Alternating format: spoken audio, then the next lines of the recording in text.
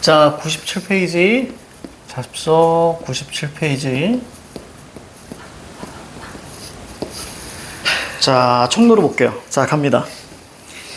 자, 먼저 우리가 한 장 넘겨보세요. 한 장 넘겨셔서 활동하기라고 있을 거예요. 여기서 기본적인 거 살펴보고, 자, 그러고 갑시다. 자, 갈래는 당연히 현대시, 자유시, 그리고 서정시고요. 자, 성격은 관조적, 탈속적. 여기서 탈속이라는 것은 우리가 이제 자연의 모습이죠. 자, 그리고 서경이라는 것은 자, 우리가 서정을 알고 있습니다. 다시 말하면 서정이라는 것은 우리가 정서인데요. 여기는 자신의 정서보다는 어떤 거기에 보여지는 모습, 그치? 이런 거 중심으로 가기 때문에 거기서 경은 경치를 나타내는 거야. 그러니까 그 경치를 뭐 했겠어요? 묘사했겠죠. 그치? 그래서 서경적 묘사죠. 관조, 그 경치를 보는 거니까 관찰했겠지. 그치? 그래서 관조, 탈속, 서경 묘사입니다. 주제는 자, 봄의 정치와 이상적 가치 추구. 여기서 말하는 이상적 가치라는 건 바로 탈속이죠. 그렇죠? 탈속.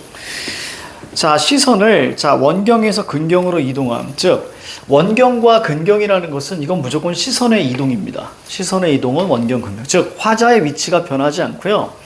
그냥 화자의 위치는 고정된 상태에서 대상만 이동하는 거예요. 그럼 거기서 원경에서 근경의 이동 이렇게 나와 있잖아. 그럼 오른쪽에다 이렇게 적어. 자, 대상의 이동입니다. 그리고 이 대상은 보통 이제 묘사를 하는 경우가 많아요. 그래서 위에 묘사적이란 말이 그래서 나온 거예요. 화자의 위치는 고정, 대상만 변화합니다. 이 이동을 우린 다른 말로 변화라는 표현을 자, 쓰기도 한다는 거. 이렇게. 대상의 변화입니다. 자, 그래서 원경, 근경 아주 중요해. 즉, 먼 경치에서 가까운 경치. 그렇다면 우리는, 좀 더 이렇게도 나올 수 있으려나? 자, 거리감이 어때요? 거리감이, 즉, 가까워진다. 그래서 이것까지도 죠.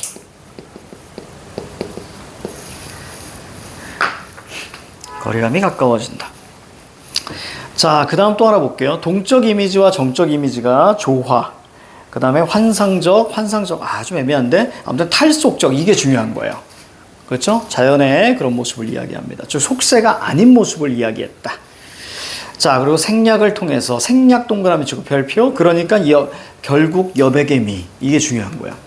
자, 생략 동그라미, 간결 동그라미, 여백의 미 동그라미. 자, 근데 가로일 한번 볼게요. 이 작품에 등장하는 청노루는 자, 어떤 존재는 청노루구나, 청노루. 그러니까 푸른색 노루를 나타내는 거예요. 그러니까 아바타 느낌 나죠. 그치? 아바타의 청노루 나타나죠. 자, 그래서 청노루는 현실에 존재하지 않기 때문에 그래서 환상적, 초월적 이렇게 끝나갔어요. 자, 집중. 자, 환상적, 초월적 이렇게 끝나갔습니다. 자, 그러면 자, 앞에 자, 넘겨서 한번 보자.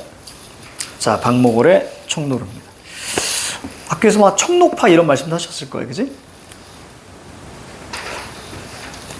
자, 기억이 안 나시고요. 자, 갑니다. 먼 산 청운삼 낡은 기와집. 이렇게 읽으면 되는데 안 돼. 그지? 되게 천천히 읽어줘야죠. 먼 산 청운사 낡은 기와집. 산은 자하산 봄눈 녹으면 느릅나무 송잎 피어가는 12구비를 청로로 맑은 눈에 도는 구름. 자, 됐습니다. 볼게요. 자, 머언 부위표. 자, 이걸 뭐라고 해? 이거 우리 그냥 먼 이렇게 해야 되잖아. 먼 해야 되는데 머언 이렇게 썼습니다. 네 글자.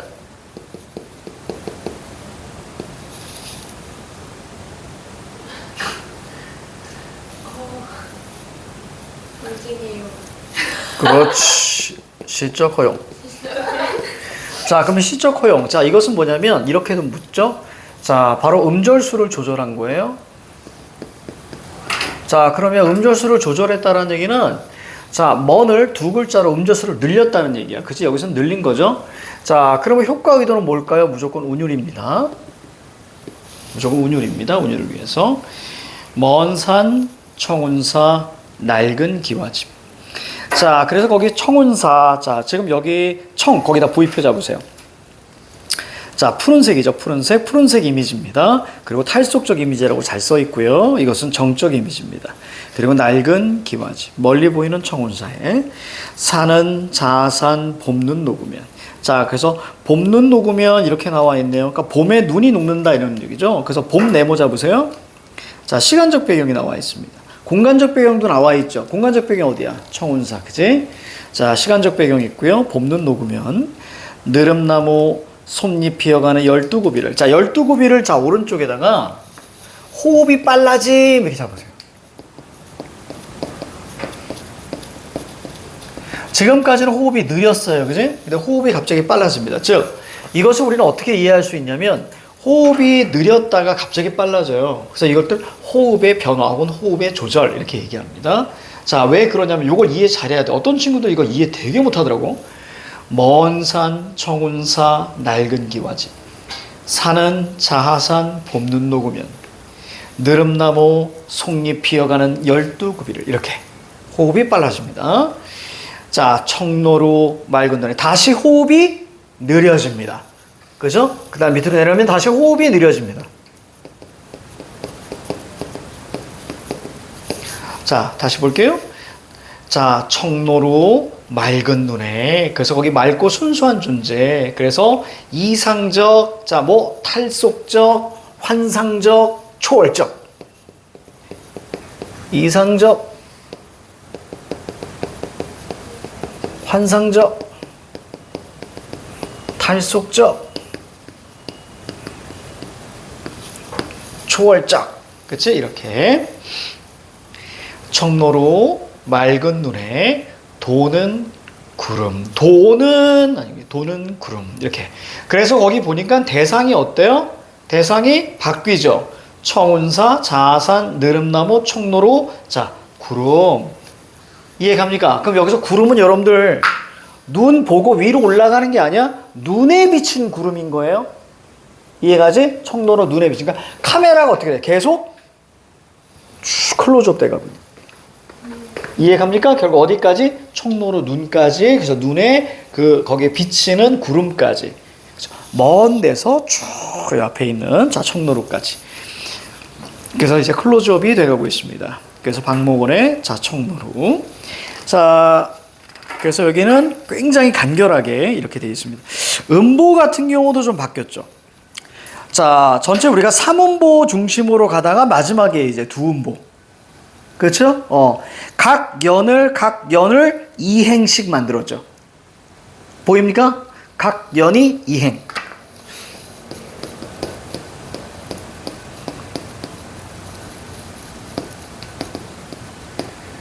됐죠? 또 호흡도 조절이 되고. 자, 그리고 이제 3음보에서 마지막 좀 2음보 느낌. 그죠? 도는 구름. 이렇게 마무리되는.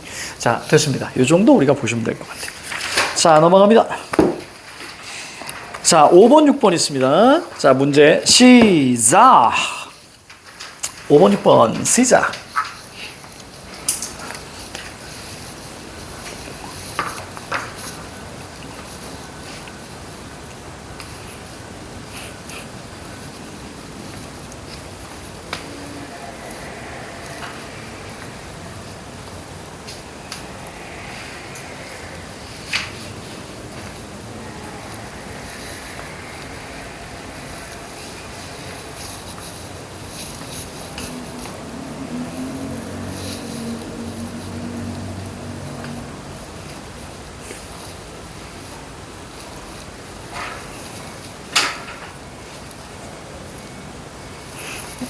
자, 5번의 정답은 4번이죠. 여기 정서 변화 없습니다. 그죠? 자, 보통 정서는 어디서 어디로 많이 변하니? 정서가 변하기 위해선 무조건 마이너스에서 플러스로 바뀌어야죠. 플러스에서 마이너스 바뀌는 거 없어. 정서 변화는 마이너스에서 플러스. 이거 여기에서는 우리가 여기 정서 있니 없니? 없잖아. 그러니까 우리가 특징에서 서경적이라고 되어 있었죠. 그죠? 여기 공간적 배경이 처음이죠. 어디? 5번 했는데요. 일상적이지 않은 공간을 배경으로. 맞잖아. 일상적의 반대가 뭐야? 초월적, 탈속적, 환상적.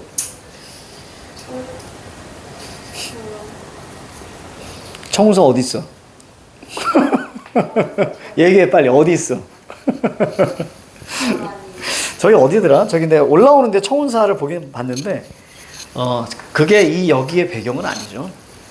그치? 야 거기에 청로가 있냐? 청로로 자체가 존재하지 않은 존재인데 우리 봤잖아 이 새끼들아. 야 탈속적 환상적이라고 어디 있어?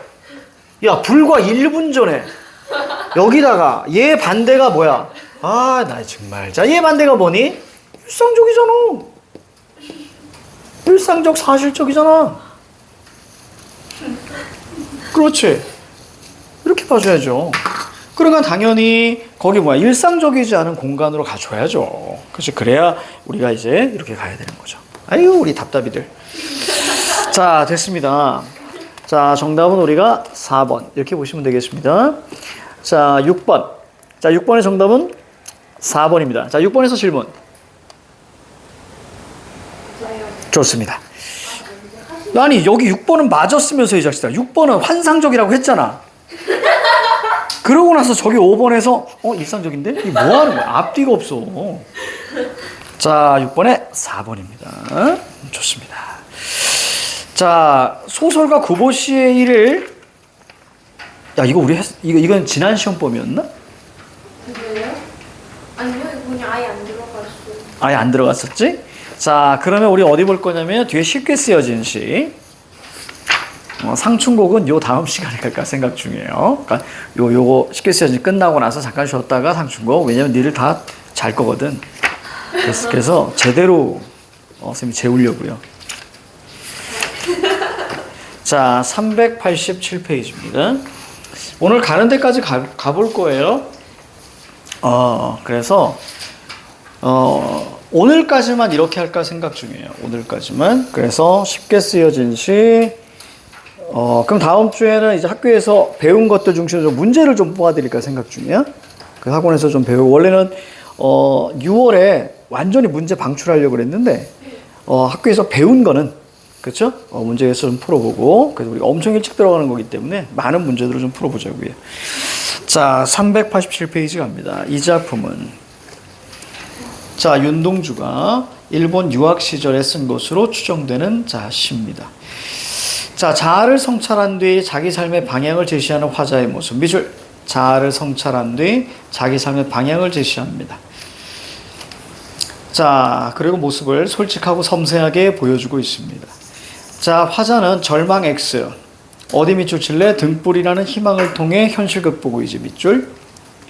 자, 여기 현실적 자, 이상적 자. 학교에서 이 자아 구분을 어떻게 하셨어? 하시긴 했어요. 그러니까 단어가 어떻게 하셨어? 현실, 이상 다 말씀하셨어? 그렇구나. 야, 교생 선생님, 남학생, 남자 선생님이야, 여자 선생님이야? 저희 북여자 고등학교 교사 선생님 무조건 북여고 나온 선생님이 하셨어요. 아, 그래? 그분이 이제 북에 오고 다녔던 분이셔? 네. 그렇구나. 아, 나도 교생 하고 싶거든. 나 교생 실습 한번 나가보고 싶어. 아니 늦었지. 왜냐면 그런 교생 실습을 나가려면 선생님이 뭐 해야 되냐면 대학원을 가야 돼. 그래서 교육대학원을 다녀야 돼. 그럼 교육대학원을 가려면 평일 한 3일 정도는 못하죠. 강의를 못하고 저녁대학이기 때문에 교육대학원은. 지금은 또 모르겠네. 그래서 그거를 한 3년인가? 교육대학원 3년 하고 나서 그러면 이제 교생 실습을 할 수 있죠. 근데 저희 교생님은 교육부는 아니신데 국어국문학과 이렇게 해서 완전 높은 3명만 이렇게 교생으로 해서 오신 분이에요. 그게 뭐냐면 요즘에는 국문과에서도 교직 이수 그걸 할 수 있어요. 그래서 국문과인데도 교직 이수를 하셨으면 교원 자격증 2급인가? 그게 나와. 그 자격증이 있어야만이 할 수 있어요. 그 선생. 그러니까 라이센스가 있어야 돼. 선생님도 국문학과 나왔지만 난 라이센스가 없어요. 교직 이수를 안 했기 때문에. 그래서 그 교직 이수라는 게 어떻게 보면은 그냥 뭐 대학원을 다녀서 딴다라는 건 돈 주고 사는 거지 뭐. 근데 이런 생각도 들어. 굳이? 그럼 내가 만약에 내년에 교육대학원을 가가지고 3년을 하고 교생 나가면 웬만한 교장 선생님하고 나이가 같을 것 같은데? 적어도 교감 선생님보다 나이가 많을 수도 있어. 교생이다 애들이 막 부르고 와 교생 선생님 근데 완전히 막 머리 묶고 막 얘들아 안녕 이러고 교생이야 교감이야. 근데 이제 그런 건 하고 싶죠. 그래서 친구한테 부탁은 해놨어. 친구한테 그 방과후 방과후 있잖아. 방과후 그 예전에는 2교시 끝나고 하고 그랬었는데 요즘에는 방과후가 한 3, 4시 딱 끝나고 나서 어떤 뭐 특강 같은 게 학교에서 가끔 있다며. 뭐 여름방학이나 뭐 겨울방학 이런 가끔 있대. 그럼 이제 그거 만약에 생기면 내가 하고 싶지. 그래서 좀 학교에 가서 좀 애들을 좀 가르쳐 보고 싶은 건 있지. 재밌을 것 같은데. 근데 그것도 교원 자격증이 있어야 되나? 그건 아니었던 것 같아. 그치? 그럼 하면 좋지, 쌤. 가서 딱 2달이나 3달이나 하면 좋지. 아주 재밌을 것 같은데. 자, 그냥 꿈은 그렇습니다. 자, 그 다음. 자, 특히 국어 점수 막 7등급, 8등급 이런 애들만 모아가지고. 딱 내 스타일이지. 딱 모아가지고. 너무 재밌을 것 같아. 너무. 반은 2개 딱 있어야 돼가지고. 자, 그렇습니다. 자, 그 다음에 저기 밑으로 다 필요 없고요. 작품 개관 갑니다. 아주 자세히 하셨니 학교에서? 그냥 그거 보내주 그 학습지 보내드릴게요. 아니 그러니까 필기가 많았어? 학습지는 많았어요. 그랬어? 나중에 그 학습지로도 수업 한번 하자. 어차피 묶어서. 자, 갈래는 현대시, 자유시, 서정시, 반성, 성찰, 저항. 그러니까 지금 저기 은수반만한 거잖아. 네. 그치? 자, 일본에서의 유학 생활과 시가 쉽게 써지는 것에 대한 부끄러움입니다. 되게 단순하게 생각하시면 돼요. 얘 절친이 누구냐면, 까먹었어. 요즘에 단어가 생각이 안 나. 송 누구 있는데? 그러니까, 그 친구가 하나 있는데, 정말 절친이거든요. 송모식인데, 그 윤동주 집에서 태어났어요. 그 친구는. 나중에는 같이 후쿠오카 교도소에 갇히거든요. 근데 그 친구는 계속 독립운동을 했었어요. 학교에서 말씀해 주셨나? 친척 아니고요. 그냥 절친이에요. 그래서, 성이 다른데. 그래서, 그 친구는 독립운동을 했고요. 그 다음에 이제 윤동주는 독립운동 하지 않았잖아요. 그래서 윤동주는 시가 왜 쉽게 쓰여지는 것을 부끄러워하냐면 원래 어떻게 해야 돼요? 적극적으로 살아야 되잖아요. 누구처럼? 그 친구처럼. 그치? 몇 번이고 그 친구처럼 살려고 하는데 그 친구가 사실 윤동주를 많이 보호해요. 그래서 윤동주도 독립운동을 하고 싶었지만 친구의 입장에서는 윤동주는 계속 시를 썼으면 좋겠는 거죠. 자, 그래서 일제강점기 때, 자, 윤동주의 마음속에는 그래, 나도 적극적인 삶의 태도를 가지고, 자, 독립운동을 해야 돼, 라는 생각이 있었겠죠. 근데 자기는 뭐만 하고 있는 거예요? 방구석에 앉아가지고 뭐만 하고 있는 거야? 그냥 시만 쓰고 자빠져 있는 거야. 그것이 부끄러운 거예요. 이해 가죠? 그렇게 이해하시면 돼요. 남들 나가서 막 사람 죽어 자빠져 가면서 그래도 독립운동 하는데 나는 왜 여기서 편안히 여기서 시를 쓰고 있지? 라고 생각하는 거죠. 흐름 이해 가죠? 그렇게 이해하시면 됩니다. 결국 얘는 이제 아까 유학 시절이라 그랬죠. 선생님 이따가 한번 찾아볼게요, 이름. 유학 시절이라 그랬죠. 같이 이제 도쿄 대학에 가고 싶었어요. 그러니까 원래 윤동주가 정지용을 만나요. 그래서 윤동주가 정지용을 되게 좋아했어요. 윤동주가 정지용을 되게 좋아했는데 정지용의 어떤 얘기를 듣고 이제 도쿄로 이제 갑니다. 도쿄로 가서 그 송머식이 그 친구하고 같이 그 똑같은 대학을 썼는데 그 친구만 붙고 윤동주는 떨어져서 도쿄에 있는 릿교 대학에 가요. 그래서 거기 갔다가 결국에 어떻게 하냐면 1년 만에 이제 다른 대학교로 이제 편입을 합니다. 그게 아마 교토에 있을 거야. 교토의 도시샤 대학이라고. 선생님이 거기 갔다 왔었죠. 거기 유학 간 게 아니고 놀러도 아니고 그냥 가다가 들렀었어요. 그래서 거기 가면 정지용 시비와 그 다음에 윤동주 시비가 같이 있었던. 자, 그렇습니다. 자, 그런 겁니다. 그래서 부끄러운 거. 요 흐름을 이해하셔야 돼요. 자, 1번에 밝음과 어둠의 이미지 대립. 여기서 끊어? 거기다 밑줄 잡고요. 이따 살펴볼 겁니다. 현실적 자, 이상적 자의 대립과 마지막 화의 동그라미 얘가 되게 중요해. 감각적 이미지 밑줄 잡습니다. 넘깁니다. 자, 벌써 눈 감으면 안 돼요. 벌써 눈 감으면 안 돼?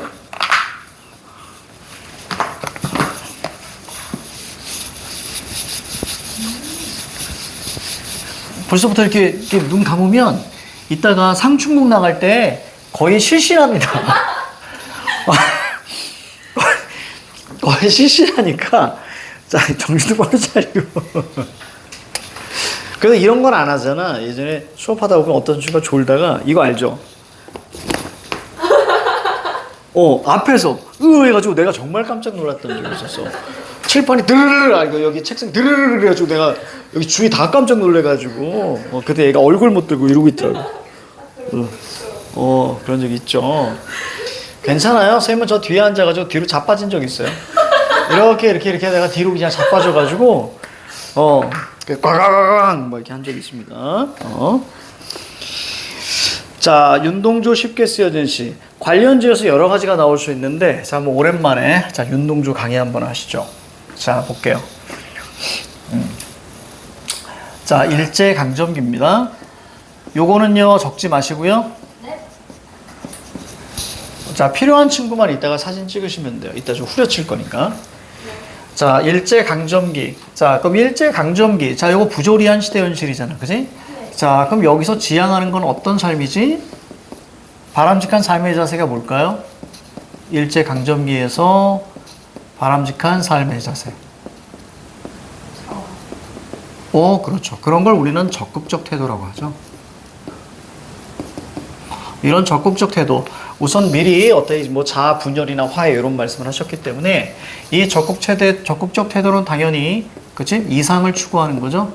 네. 이상적 자 혹은 뭐 본질적 자 그리고 자, 그것도 뭐 반성 이후기 때문에 반성적 자, 그 다음에 이것은 내 마음에 담아있는 내적 자라고 이야기를 합니다. 저게 맞아요. 그런데 윤동주는 저렇게 삶을 살지 못하고 어떻게 살았냐면, 그렇지, 소극적으로 살아가는 거예요.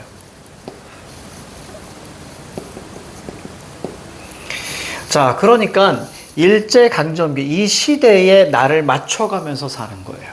그치? 따라서 현실에 뭐 하는 거죠? 현실에 나를 맞춰가는 거니까 수능, 그 다음에 타협, 이렇게 사는 거죠. 자, 그러니까 현실에 맞춰가니까 저거하고 똑같이 본다면 어떤 자? 그렇지, 현실적 자. 자, 그리고 외적 자. 이렇게 보시면 될 거예요. 이렇게 살아가는 자신을 깨닫습니다. 자, 깨달아요. 자, 그래서 뭘 느낍니까? 자, 깨닫고 반성을 하죠. 자, 그래서 어떻게 해요? 부끄러움을 느낍니다. 부끄부끄를 느낀 다음에 결국 그렇지, 여기서 지향이 되면서 바로 시상이 전환이 되죠. 어떤 방식으로 전환돼요? 마이너스에서 어디로 갑니까? 그렇지, 플러스로 시상이 전환되는 거예요. 자, 이것이 바로 윤동주의 공식이라고 그랬습니다. 선생님, 기억이 나죠? 자, 그래서 아까 얘기했듯이 이런 것들을 우리는 묶어서 전체적으로 우리는 윤동주가 추구하는 순수한 삶 혹은 순결한 삶이라고 하죠. 왜? 요만큼의 부끄러움도 없는 삶. 그치? 그러니까 아주 순수하고 순결한 삶. 얘가 느끼는 부끄러움은 뭐예요? 소극적 태도로 살았다는 것에 대한 부끄러움. 됐죠? 그것이 없는 바로 순수하고 순결. 그러니까 아까 얘기 되게 잘했어. 뭐니? 그렇지, 저항적. 그렇지. 저항이나 극복 의지, 그 다음에 뭐 생명력, 자, 그 다음에 희망. 그리고 시대적으로 본다면 뭐예요? 광복과 독립. 그리고 이걸 바탕으로 한 양심적인 삶. 그렇죠. 이런 것들을 전부 다 자, 묶어서 순수, 순결, 자유. 이렇게 얘기하는 겁니다. 이해가? 네. 찍어! 네. 이 녀석 선생님 돌아볼 때 뭐 했어? 네? 안 했어요.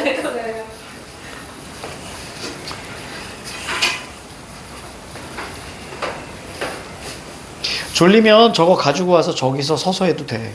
서서 책상 있잖아. 그래서 저기 위에 올라서면 좋아요. 재밌네요. 안녕. 안녕. 저거 가지고 와. 가지고 와서 여기 옆에다. 어떤 친구는 서서 책상 쓰려니까 저 가져가지고 요 앞에다 대고 보더라고. 상관없어. 저는 서서 자면 어떡해요? 응? 근데 덜 자지. 덜 자지. 그래서 그거 그 마음껏 하시면 돼. 그 애들 되게 좋아하더라고. 그래서 집에 가서 그거 산 친구도 있어. 자기 집에 샀다고. 자, 볼게요. 쉽게 쓰여진 시. 창밖에 밤비가 속살거려 육첩방은 남의 나라. 자, 거기 창밖에 자 밤비라고 나옵니다. 자, 이 밤비 우리가 세모 잡아주세요. 자, 그래서 이것은 당연히 어둡다 이미지가 있잖아요. 자, 어두운 현실이고요. 하지만 이때 뭐예요? 자아성찰할 수 있는 시간이죠. 자, 속살거려서 육첩방은 남의 나라. 그러니까 바로 어디죠? 공간적 배경이 여기에 나와 있습니다. 그렇죠? 남의 나라 어디예요? 일본이죠. 시인이란 자, 슬픈 운명인 줄 알면서도 자, 슬픈 물결 잡습니다. 왜요? 시만 쓸 수밖에 없는 거예요. 그렇지? 이것이 슬픈 운명이죠. 한 줄 시를 적어볼까. 땀내와 사랑내 포근이 풍긴 보내주신 학비 봉투를 받아서 이때 땀내부터 거기 뭐 가로 묶여 있지만 눈에 띄게 가로로 딱 여세요. 땀내부터 어디까지 밑에 줄 간다까지 가로 닫으세요. 대학 노트를 끼고 늙은 교수의 강의를 자 들으러 간다. 오른쪽에 어떤 단어가 눈에 들어와야 되냐면 무기력이 눈에 들어와야 돼요. 그렇죠? 자, 그리고 거기다 적으세요. 자, 소극적 삶, 소극적 태도라고 적어줍니다. 소극적 태도. 여기까지는 무슨 자예요? 현실적 자죠. 그렇죠?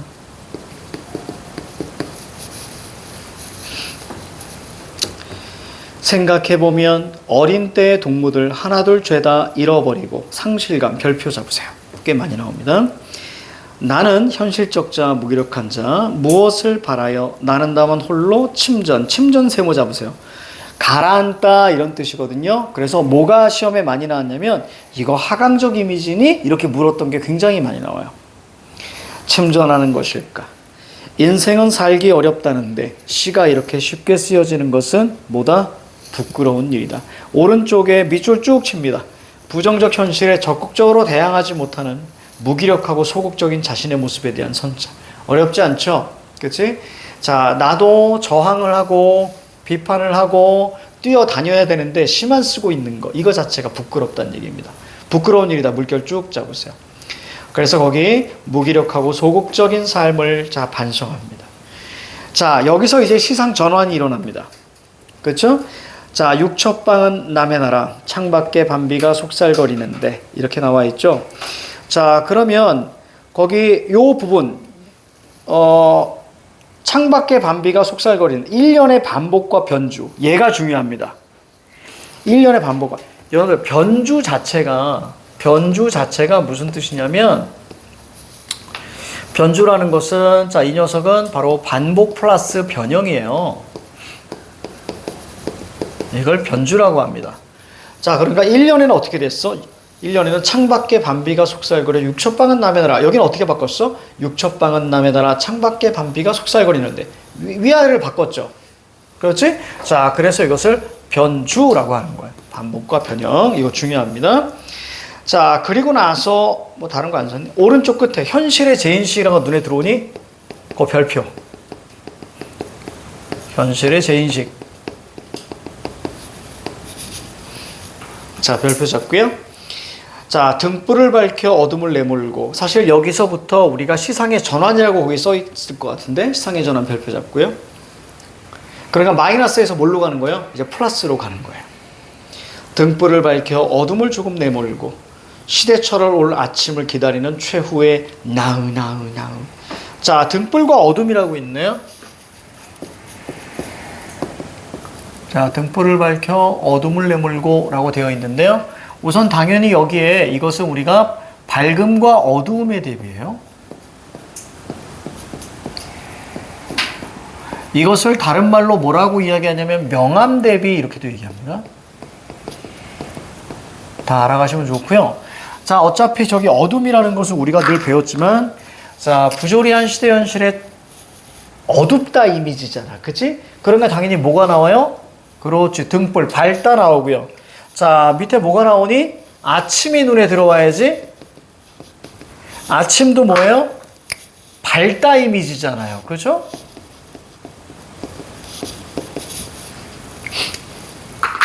그래서 등불 동그라미, 아침 동그라미, 기다리는 최후의 나. 이 나 같은 경우는 반성 이후의 자아야. 맞죠? 반성 이후의 자아니까 이걸 반성적 자아라고 얘기를 합니다. 그러니까 여기는 긍정자, 부정자, 긍정자예요. 최후의 나. 그래서 거기 이상적 자, 내면적 자, 자기 성찰 끝에 도달한, 그러니까 반성적 자 이렇게 얘기하고요. 나는 나에게, 여기 나, 긍정은 부정적인 나에게 작은 손을 내밀어서 눈물과 위안으로 잡는 최초의 악수. 악수 동그라미 치고 별표 3개. 자, 밑에 어떤 단어가 눈에 들어오니? 히읗, 히읗 눈에 들어오지. 화해가 눈에 들어오면 돼. 화해 별표 잡습니다. 즉 분열이 됐어요. 왜 분열이 됐어요? 나라는 것에서, 자, 나가 있어요. 내가 추구하는 자아가 있는데, 자, 현실적 자아가 있는 거예요. 그래서 이거를 이렇게 빼는 거죠. 빼고 그래야 나의 현실적 자아를 직시할 수 있을 거 아니에요. 그래서 객관적으로 봐야죠. 객관적으로 보고 나서 아, 내가 이렇게 살았구나. 반성하고 나서 내 내면적 자아가 마지막에 악수하면서 마무리되는 겁니다. 화해하면서. 자, 거기 갈게요. 거기에 슬픈 천명이라는 단어가 있어요. 화자는 시가 암담한 현실에 직접 대응하지 못하는 것을 보면서도 자, 시를 쓸 수밖에 없는 자신의 처지를 부끄러워하고 있다. 자, 시상의 전환입니다. 8년입니다. 1년의 반복 및 변주. 무기력한 화자의 모습에서 현실을 극복하고자 하는 화자의 모습으로 시상이 전환됩니다. 자, 389 한번 볼게요. 자, 자아의 대립과 화해. 자, 이렇게 나와 있습니다. 자, 현실적 자, 내면적 자. 어렵지 않죠? 그래서 보통 이것도 이상하지. 현실적 자 이렇게 하지만 현실적 자 하면 오른쪽에 이상적 자 이렇게 써야지. 그렇지? 외적 자 그러면 내면적 자 이렇게 가야 되는데 이상하게 한번 끌고 갔어. 어두운 시대 현실에서 무기력하게 살고 있는 나고요. 그 다음에 자아 성찰을 통해 현실을 극복하려는 의지. 자, 적극적인 나. 그래서 마지막 악수를 통해서 화해해해. 자, 대립적 이미지의 효과. 어둠과 밝음. 보이죠? 그죠? 어둠과 밝음의 이미지. 자, 그 다음 넘어갈게요. 화자의 태도 변화겁니다. 자, 마이너스에서 뭘로 가요? 플러스로 마무리된다는 거. 됐습니까? 무기력해서 무기력 소극적에서 나중에 자, 의지적, 뭐 희망적, 생명력, 적극적 이렇게 간다는 거. 자, 문제 한번 풀어볼까요? 자, 시간 드립니다. 자, 이 녀석 한번 풀어보세요. 1, 2, 3번.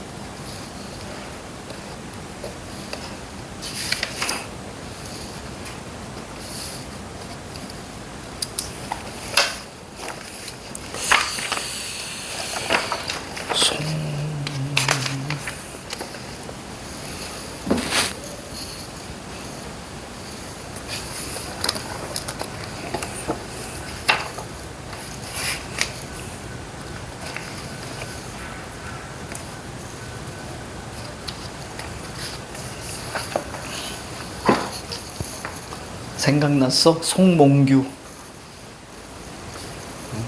자기 친구.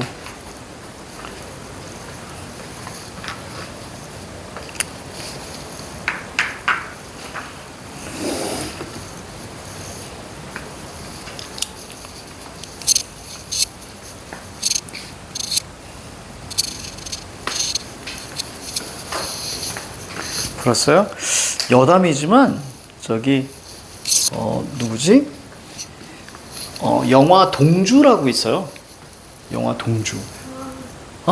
그래 강하네. 영화 동주라고 있는데, 그리고 동주에서 그 송몽규 역할을 한 사람이 요즘 아주 뜨는 이제 대세 배우가 있어. 그래서 동주에 보면 윤동주가 되게 존경했던 사람이 정지웅인데, 그 정지웅 역할을 문성근이라는 사람, 그 배우가 연기를 하거든요. 문성근이라고 예전에 되게 연기 잘했던 배우가 있어요.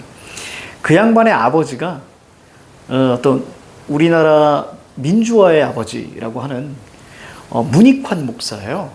그 문익환 목사가 윤동주의 초등학교 동창. 아니야, 초중고까지 동창인가? 초중고 대학교까지 동창인가? 그래서 윤동주의 어린 시절을 같이 했던, 그 되게 묘하죠. 윤동주 역할은 바로 이제 그 문익환 목사, 그 윤동주의 절친이었대요. 그래서 셋이 많이 다녔대요. 그래서 윤동주, 그 다음에 송몽규, 그 다음에 문익환, 이렇게 다녀서 예전에 한번 문익환 그분이 살아계실 때 나와가지고 윤동주에 대해서 얘기하는데, 남달라 얘기하는 게.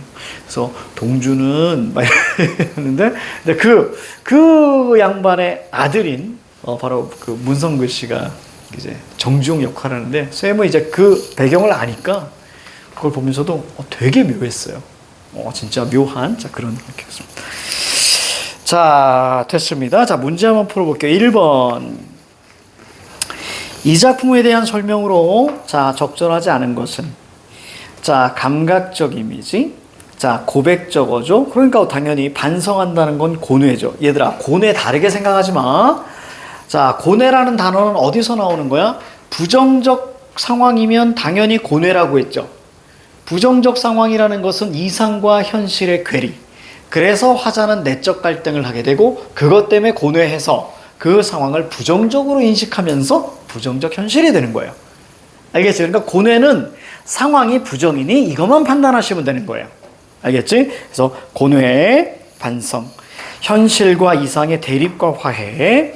그 다음에 밝음과 어두움의 이미지의 대립. 그 다음에 5번에 보니까 똑같은 전경을 묘사해서 화자가 느끼는 무력감.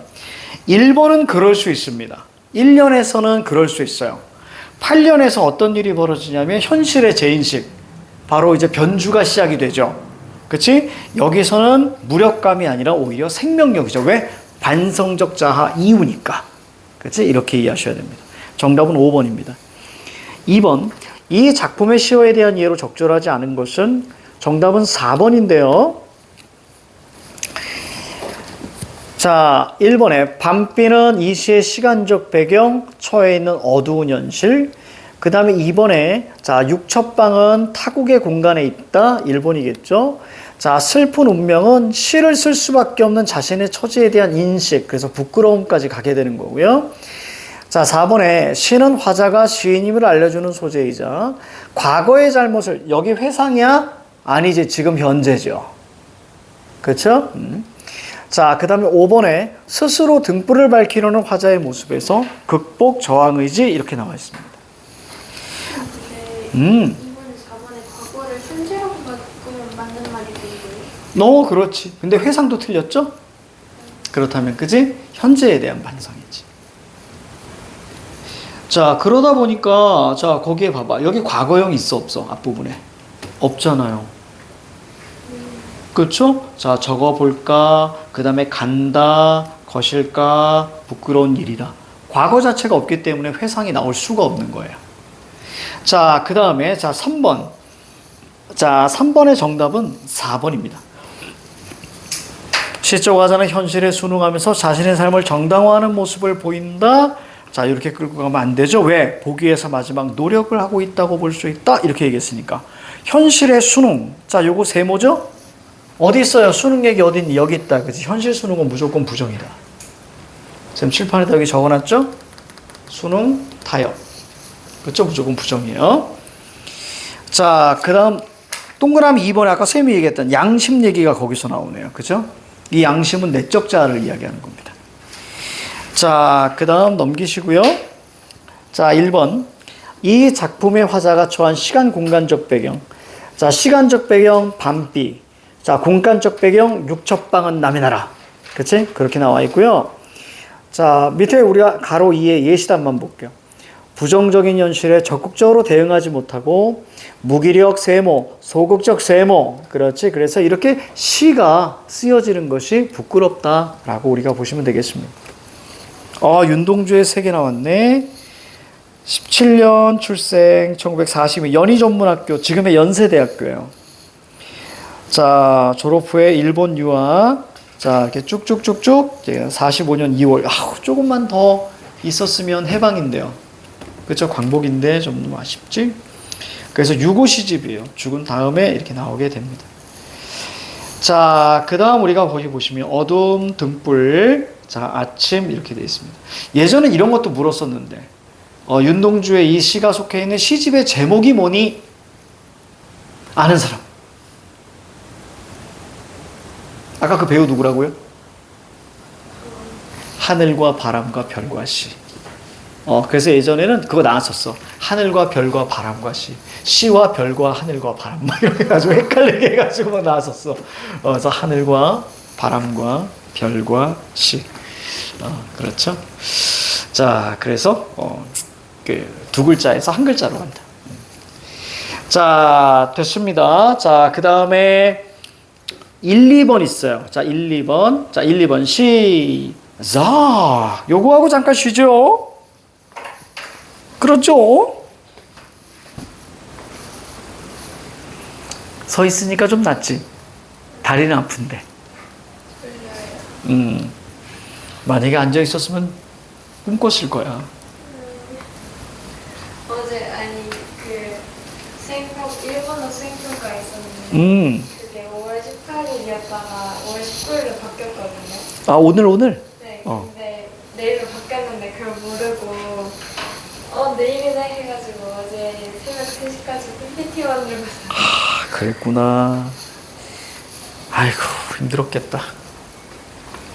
수행평가가 너희들 참 잠 못 자게 하는구나.